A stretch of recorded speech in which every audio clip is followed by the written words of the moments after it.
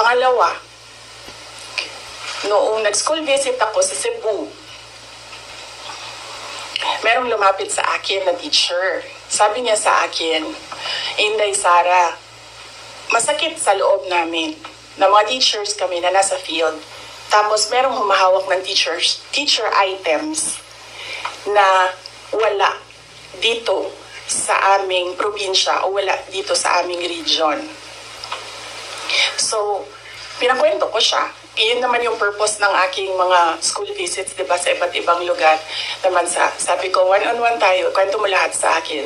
And then it turned out, ang HR mismo ng Department of Education, our undersecretary, took a teacher item from Region 7, nilagay niya sa central office for a non-teaching task. Ginawa